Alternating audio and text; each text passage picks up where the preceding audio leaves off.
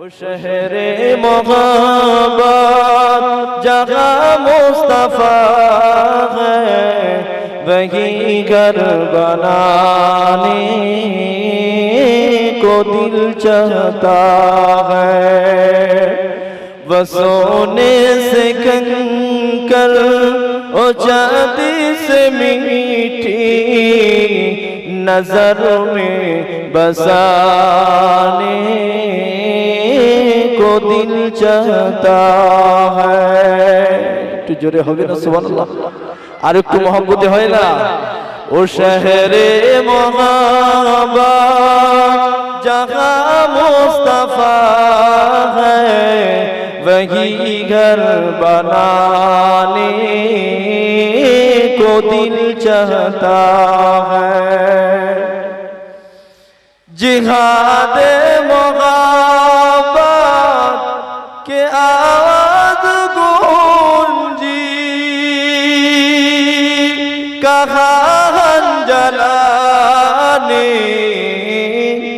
दुल्हन से आपने इजाज़त अगर दो तो जामे शहादत लबों पे लगाने को दिल चाहता है।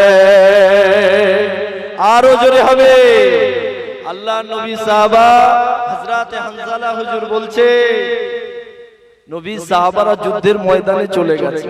কাকে বলছে? বিবিকে, নতুন ওয়াইফ নতুন বিবিকে বলছে, বিবি তুমি যদি আমাকে ইজাজত দাও, আমার কলিজাটা চাইছে আমি যুদ্ধের ময়দানে গিয়ে শাহাদাতের শরবত আমার এই লাবু পে আমি ঠেকাবো, আমার এই ঠোঁটে আমি ঠেকাতে চাই। জোরে বলেন সুবহান। जिहादे मोहब्बत के आवाज गूंजी, कहाँ जलाने दुल्हन से आपने इजाज़त अगर दो तो जामे शहादत लबों पे लगाने को दिल चाहता है। ओ शहर मोहब्बत जहाँ मुस्तफा है, वही घर बनाने को दिल चाहता है। जो पूछा नबी ने कि कुछ घर पे छोड़ा, तो सिद्दीक़ अकबर के होठों पे आया, उहमल दौलत की क्या है जरूरत, जहाँ जा लौटाने को दिल चाहता है। আরো জোরে হবে। আল্লাহ নবী জিজ্ঞাসা করছে, আবু বকর কি নিয়ে এসেছো দিনের জন্য, যুদ্ধের জন্য, কোরআনের মহব্বতে কি নিয়ে এসেছো? আবু বকর হুজুর বলছে, সব নিয়ে চলে এসেছি। কি রেখে এসেছো? বলছে, হুজুর কিচ্ছু রাখিনি, তবে আল্লাহ আল্লাহ রসুলকে রেখে এসেছি। কি রেখে আসবো? যার জন্য আমার জানটাই লুটিয়ে দিতে চাই। জোরে হবে না? আরেকটু জোরে হয় না? जो पूछा नबी ने कि कुछ घर पे छोड़ा, तो सिद्दीक़ अकबर के होठों पे आया, उहमल दौलत की क्या है जरूरत, जहाँ जा लुटाने को दिल चाहता है। ओ शहरे मोहब्बत जहाँ मुस्तफा है, वही घर बनाने को दिल चाहता चाहता है। अल्लाहुम्मा सल्ले अला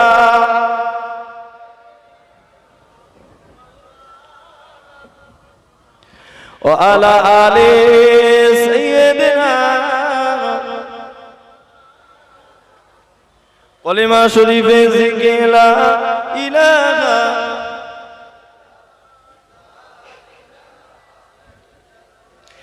ला इलाहा इल्लल्लाह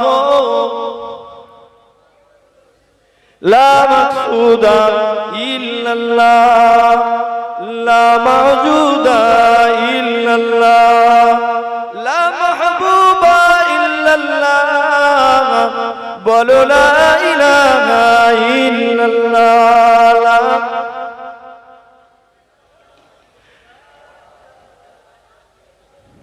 ला इलाहा इल्लल्लाह मुहम्मदुर রাসূলুল্লাহ সাল্লাল্লাহু আলাইহি ওয়াসাল্লাম। আলহামদুলিল্লাহ, মাহতি জলসার সম্মানিত সভাপতি মহাশয়, বিশেষ করে আমার বন্ধুবর হযরত মাওলানা কুতুবউদ্দিন নুরি সাহেব এবং খুব দামি দামি চড়া চড়া বক্তা, জি বাঘা বাঘা বক্তা সব বসে আছে। একজনের মহাব্বতে সবাই চলে এসেছি। আমরা অনেক দূর দূর থেকে এসেছি। আমি বারাসাত থেকে আপনাদের এখানে এসেছি, আরো অনেক দূর দূর থেকে বড় বড় বক্তা যাদেরকে 15,000 12,000 টাকা না দিলে যায় না। শুধু ভাইয়ের একটা ফোনেতেই আমরা হাজির হয়ে গেছি। যাই বা হোক, লম্বা চওড়া কথা বলার মতো সময় আমার হাতে নেই, পুরোপুরি আধ ঘন্টা সময়। জি খুব সংক্ষেপে একটা ছাইট আলোচনা করা যাক। সর্বপ্রথম আপনাদেরকে একটু বলি, আল্লাহ যাকে ভালোবাসে তাকে কি দেয় বলতে পারবেন? হ্যাঁ বলতে পারবেন? আল্লাহ যাকে ভালোবাসে অনেক টাকা দেয়, বড় বড় বাড়ি দেয়, বড় বড় গাড়ি দেয়। দেখছেন না কুতুবউদ্দিন নুরি ভাইয়ের একদম চকচক ঝকঝক করছে, রাখা আছে। এইসব দেয় না কি গো? ও তো মুকেশ আম্বানির আছে না নাই? ও তো ইলন মাস্কের আছে না নাই? অনেকটা পিছনে চলে যান, ও তো ফেরাউনের ছিল, সাদ্দাদের ছিল, নমরুদের ছিল, ও তো হামানের ছিল, ও তো কারুনের ছিল, ও তো জালুতের ছিল। ছিল না? এই পৃথিবীর জমিনে 4 ব্যক্তিকে আল্লাহ গোটা পৃথিবীব্যাপী বাদশাহিত্ব দান করেছিল। 4 ব্যক্তি। ক ব্যক্তি? একাই গোটা পৃথিবীর বাদশা। ওই 4 ব্যক্তির ভিতরে 2 জন আবার বেঈমান ছিল আর 2 জন মুমিন ছিল। তার মানে এখানে ভাবতে হবে, আল্লাহ ভালোবাসলে ধন দৌলত, টাকা পয়সা, ঘর বাড়ি এর সঙ্গে কোনো সংযোগ নাই। আল্লাহ ভালোবাসলে কি দেয় তাহলে? আমার আগের বক্তা কিন্তু সর্বপ্রথম উঠেই বলেছিল কি? দ্বীনের জ্ঞান দান করে। মাইয়ুরিদিল্লাহু বিহি খায়রান ইউফাক্কিহু ফিদ্দীন।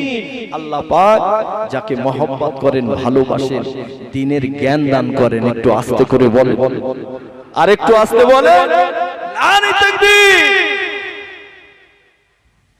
লম্বা চওড়া বাড়ি দেখে, বড় বড় গাড়ি দেখে আমরা সম্মান করি, স্যালুট করি।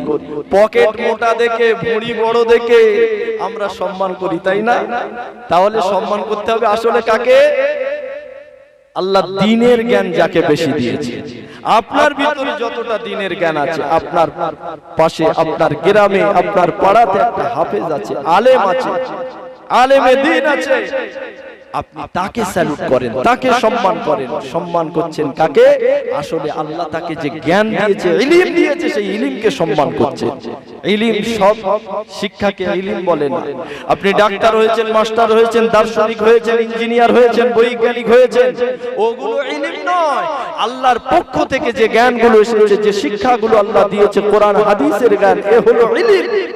আর এই ইলম যারা অর্জন করে এদের নাম হলো আলেম। জোরে বলেন সুবহান। আসেন সংক্ষেপে বলি, দ্বিতীয় নম্বরে আল্লাহ ভালোবাসলে কি দেয় বলতে পারবেন? প্রথম নম্বরে দ্বীনের জ্ঞান দেয়, দ্বীনের বুঝ দেয়। আর দ্বিতীয় নম্বরে আল্লাহ যাকে ভালোবাসে আল্লাহ তাকে আল্লাহর হুকুমের গোলামতি করার তৌফিক দান করে। জোরে বলেন সুবহানাল্লাহ।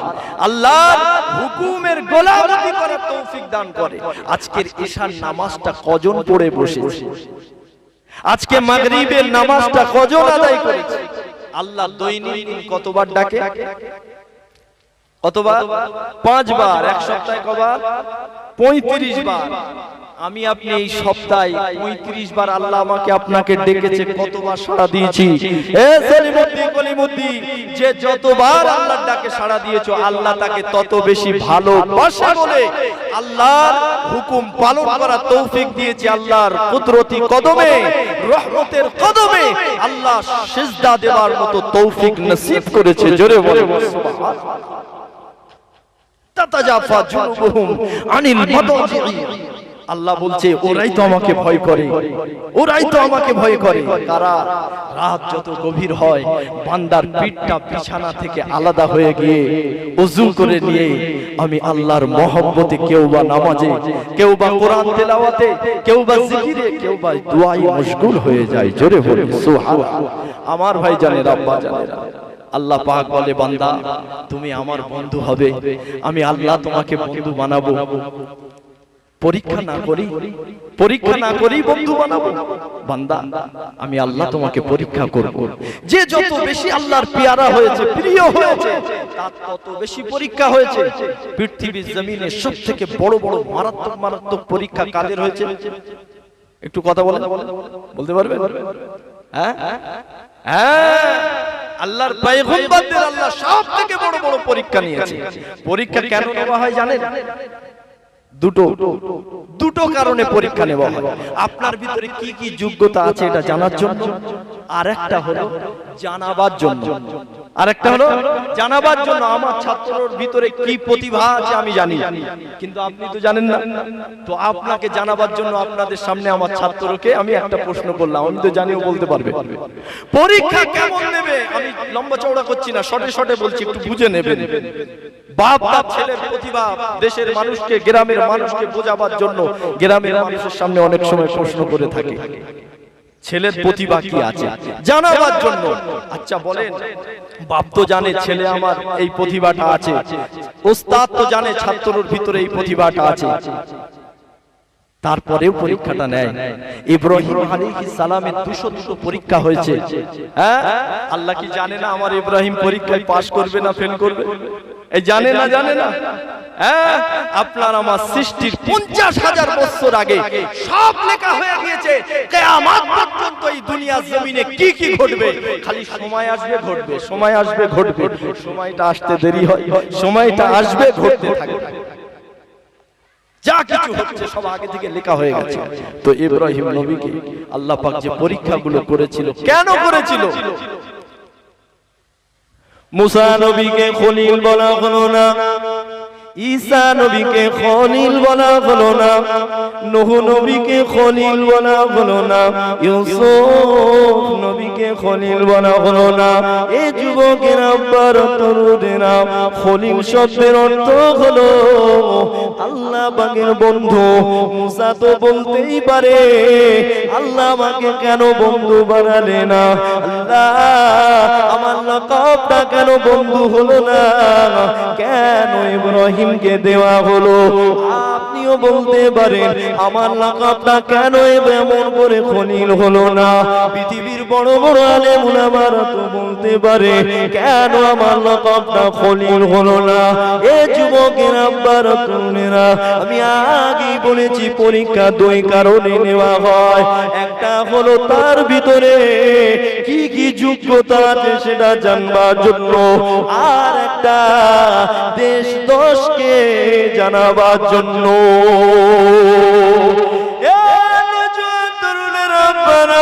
কিয়ামত পর্যন্ত যত বান্দা বান্দি দুনিয়ার জমিনে আসবে, কেউ কোনোদিন বলবে না ইব্রাহিম কেন খলিল হলো, ইব্রাহিম কেন বন্ধু হলো। কেন নমুনা তার জীবনে আল্লাহ পাক এমন এমন পরীক্ষার সম্মুখীন করেছে, এমন এমন পরীক্ষা তিনি দিয়েছে। আরে আগুনের উপরে ছেড়ে দেওয়া হয়েছে, উপর থেকে ছেড়ে দেওয়া হয়েছে। জিবরাইল আলাইহিস সালামকে আল্লাহ পাক বলেছে, জিবরাইল এখনি দুনিয়া জমিনে যাও, আমার পয়গম্বরকে উপর থেকে ছেড়ে দেওয়া হয়েছে, এখনি আগুনে পড়ে যাবে। তুমি 7 আসমান ভেদ করে দুনিয়া জমিনে অবতরণ করো। আমার ইব্রাহিমের একটা পশম যদি পুড়ে যায়, আমি আল্লাহ কিয়ামত করে দেব, আমি আল্লাহ কিয়ামত ঘোষণা করে দেব। এ জিবরাইল যাও, আমার ইব্রাহিম পড়ার আগে তোমার নূরে ডানা বিছিয়ে দাও। আরো জোরে হবে নারে তাকবীর।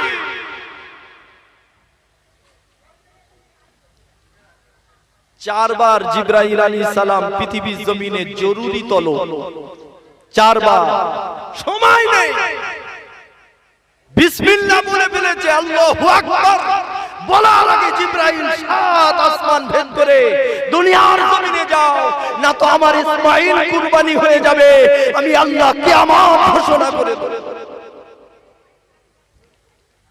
4 বার জরুরি তলব, 1 সেকেন্ড সময় নেই। জিবরাইল কি করে যাবে? তুমি যাও, আমি আল্লাহ তোমার 600 ডানা আর 70,000 পাখনা এমনি দিয়ে দিই, যাও এক্ষুনি যাও, না তো কিয়ামত হয়ে যাবে।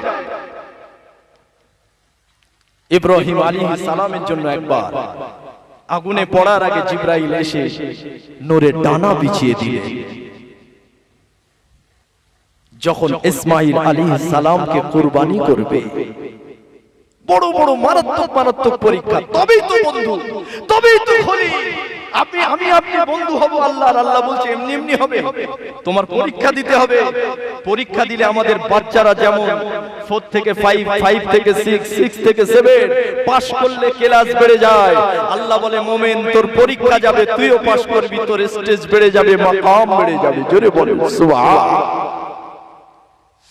আসেন আমার বাপেরা, নওজোয়ান তরুণেরা, আব্বারা, কি মারাত্মক পরীক্ষা হয়েছিল ইব্রাহিম আলাইহিস সালামকে। আল্লাহ পাক কি পরীক্ষা নিয়েছিল? ইসমাঈলকে যখন মিনার ময়দানের দিকে নিয়ে যাওয়া হয়, এ যুবকের আব্বারা, ইসমাঈল তো জানে না আমার আব্বা জান আমাকে কুরবানি করতে নিয়ে যাচ্ছে। ইসমাঈল পিছনে পিছনে যায়, ইব্রাহিম নবী আগে আগে যায়। শয়তানকে বাধা দিতে লাগে, শয়তান কুমন্ত্রণা দিতে লাগে, ইসমাঈল তুই যাবি না, যাবি না, তোর আব্বা জান তোকে জবাই করতে নিয়ে যাচ্ছে। ইসমাঈল তুই যাস না গো। এ যুবকেরা, তরুণেরা, যখন ইসমাঈল শুনছে না, তখন শয়তান বলে দিয়েছে, কি বলেছে? তোর আব্বা জানকে আল্লাহ পরীক্ষা দিতে চায়, সব থেকে প্রিয় জিনিসটা চায় তোর আব্বার কাছে, তুই সব থেকে প্রিয়, তাই তোর আব্বা তোকে কুরবানি করতে নিয়ে যাচ্ছে। ইসমাঈল আলাইহিস সালাম, আরে তিনি তো আল্লাহর পয়গম্বর, সঙ্গে সঙ্গে কয়েকটা কাপড় কুড়িয়ে নিয়ে আর শয়তানকে লক্ষ্য করে মেরেছিল, আর বলেছিল গোটা পৃথিবীর জমিনে আল্লাহর এত বান্দা বান্দি রয়েছে, কাউকে আল্লাহ চয়েস করেনি আল্লাহর জন্য কুরবানি হওয়ার জন্য। আমি ইসমাঈলকে আল্লাহ চয়েস করেছে, আমি আল্লাহর রাস্তায় কুরবানি হতেই চাই।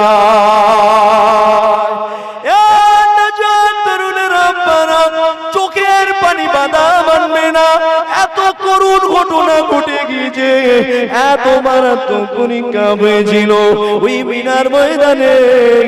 ইসমাঈলকে আব্বা জান বলতে লেগেছে, ইব্রাহিম আলাইহিস সালাম বলছে, ফালাম্মা বালাগা মা'হু সা'য়া ক্বালা ইয়া বুনাইয়া ইন্নী আরা ফিল মানাম, এ আমার সন্তান রে, এমন করে আমি তোমাকে যেন স্বপ্নে দেখেছি জবাই করব, আমি তোমাকে জবাই করব। ইন্নী আরা ফিল মানামি আন্নী আযবাহুকা ফানজুর মাযা তারা, আমি তোমাকে জবাই করব, এখন তুমি বলো তোমার মতামতটা কি আছে। এ যুবকেরা, ইব্রাহিম নবী চাইলে সন্তানের গলাটা ধরে শুইয়ে দিয়ে জবাই করতে পারত, কিন্তু না, ওটা অমানবিক হয়ে যাবে, তাই সন্তানকে আগে জানিয়ে দিয়েছে। যেই না শুনিয়ে দিয়েছে, ফানজুর মাযা তারা ক্বালা ইয়া আবাতি ফাল, এমন করে সঙ্গে সঙ্গে ইসমাঈল আলাইহিস সালাম বলেছিল, ও আমার আব্বা জান, ক্বালা ইয়া আবাতি ফাল মা তুমার, যা আপনাকে আদেশ করা হয়েছে আপনি সেটাই পূরণ করুন, ইনশাআল্লাহু মিনাস সাবিরিন, নিশ্চয় আমি ইসমাঈলকে সবরকারীদের ভিতরে পাবে। ফালাম্মা আসলামা ওয়া তাল্লাহু লিল জাবিন, সঙ্গে সঙ্গে ইব্রাহিম আলাইহিস সালাম সন্তান ইসমাঈল আলাইহিস সালামকে শুইয়ে দিলেন। ঘটনা বলতে আসেনি বাপ, আল্লাহর বন্ধু হবে, পরীক্ষা দেবে না, এটা তো হবে না। এটাই আমি আপনাকে বোঝাচ্ছি, কি মারাত্মক পরীক্ষা দিয়ে তবে খলিল হয়েছে। জোরে বলে সুবহানাল্লাহ। সন্তানের গলায় ছুরি চালাবে, হ্যাঁ, 3 রাত নয় 300 রাতও যদি বর্তমান সন্ধিক্ষণে আমাদের বাপেরা স্বপ্ন দেখে, যে আমার বাপ যদি স্বপ্ন দেখে যে তোমার আশিক বিল্লাহকে আমি আল্লাহ চাচ্ছি, আমার বাপ কাউকে বলবে না, এই বলবে, হ্যাঁ।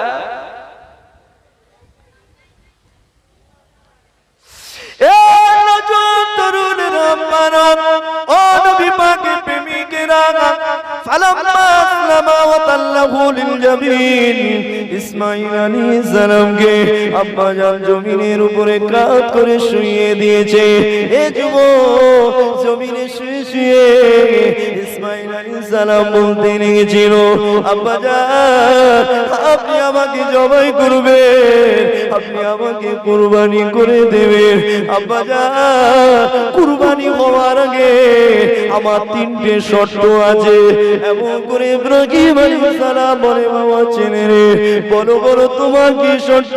ওই 3 শর্ত এই সময় বলেছিল, আব্বা জান, আমি আপনার এমন করে একমাত্র সন্তান, আব্বা জান, আমাকে জবাই করার আগে আপনার চোখ দুটো একটু বেঁধে নেবে, কেননা আমি আপনার একমাত্র সন্তান।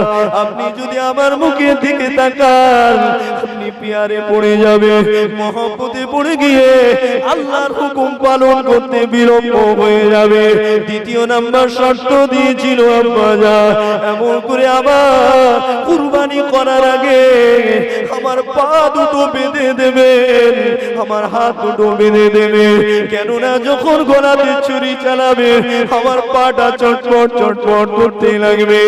আপনি হলেন আল্লাহর পয়গম্বর, আপনার গায়ে শরীরে যদি আমার পা লেগে যায়, আল্লাহ পাক আমাকে মাফ করবে না, ক্ষমা করবে না, না জানি কিয়ামতের ময়দানে কাঠ গড়ায় দাঁড়াতে হতে পারে।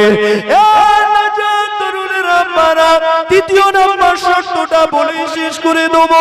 অনেক বড় বড় বক্তারা আছে, সব থেকে ছোট বক্তা আমি এর ভিতরে আছি। আমি বড় জাহেল, আমি বড় মূর্খ, আমি বড় অজ্ঞ, তাই সময় বেশি নেব না। এই লাস্ট শর্তটা আপনাকে একটু শুনিয়ে দিই, আরে কলিজা ফেটে যাবে, চোখের পানি বাধা মানবে না। ইসমাঈল সে শর্ত দিয়েছিল, আব্বা জান, আমার কুরবানি হয়ে গেলে আমার শরীরের জামাটা খুলে নেবে, আমার রক্ত মাখা জামা, আমার খুন মাখা জামা, ওই জামাটা খুলে নিয়ে আপনি বাড়িতে নিয়ে যাবে। বেটারে রক্ত মাখা জামা কি করব? ইসমাঈল বলেছিল, আব্বা জান, আমি আমার জননী আম্মা জানের একমাত্র পুত্র, আমার আম্মা জান যখন জানবে আমি কুরবানি হয়ে গেছি, দুনিয়ার জমিন আর নাই, আমার বিরহে আম্মা জান কেঁদে পাগল হয়ে যাবে, আমার আম্মা জান কাঁদতে শুরু করতে লাগবে। তখন আমার খুন মাখা জামা আমার জননীর হাতে তুলে দেবে, আমার আম্মা জান কাঁদবে, আর ওই জামাটা বুকে জড়িয়ে আমি ইব্রাহিম আমি ইসমাইলের ঘেরানটা নিতে লাগবে। আরো জোরে হবে নারে তাকবীর। সিলসিলায়ে হক মুজাদ্দিদুজ জামান, সিলসিলায়ে হক মুজাদ্দিদুজ জামান হযরত মাওলানা গোলাম নবী সাহেব, হযরত মাওলানা কুতুবউদ্দিন নূরী সাহেব, নারে তাকবীর। মাশাআল্লাহ, আলহামদুলিল্লাহ। আধ ঘন্টায় তো পানি গরম হয় না। এই যে মহব্বত পরীক্ষা, তবেই আল্লাহ আপনাকে বন্ধু বানাবে, তবেই আপনার মাকাম বাড়াবে। অনেক আলোচনা ঘন্টার পর ঘন্টা চলবে বিষয়ের উপর। আমার ভাই এসছেন, আমি অধম বিদায় নিচ্ছি, বলার ভিতরে ভুল হয়ে গেলে ক্ষমা করবেন, আমার জন্য দোয়া করুন। আসসালামু আলাইকুম।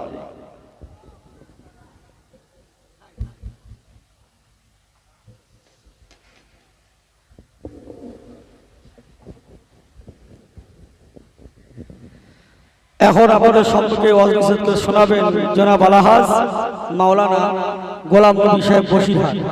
সবাই বুঝতে পারছেন না, আমি সবার সময় দিতে পারছি না। এমনি 30টা আলেম, ওয়াজ করবে 10-12 জন, তো আর 1 ঘন্টা সময় দেওয়া যাবে কি? আপনাদের জন্য খাস করে আমি দাওয়াত করেছি, আর রান্না হচ্ছে, সব দেখছেন, অনেক টাকা খরচা করছে। পয়সাটা বড় কথা না, একটু গ্রামের মানুষ সময় দেন, প্রায় রাত তো ঘুমান, আজকে একটু 1টা-1.5টা অবধি হোক নাকি, কি বলছেন সবাই বলেন? আমার ভাই এসে আবার বসিরহাট থেকে, যার পাওয়া যায় 10,000-12,000 দিলে পাওয়া যায় না, ফুলবাড়ি ওয়াজ করে গিয়েছে, 12,000 ওয়াজ করেছে, সেই বক্তা এসে বসে আছে।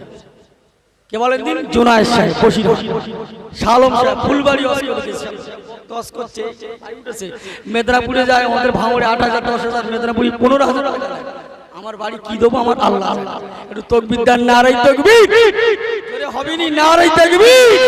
কবরবাসীর ইসালে সাহ, কবরবাসীর ইসালে সাহ, জনাব হযরত মাওলানা গোলাম নবী সাহেব।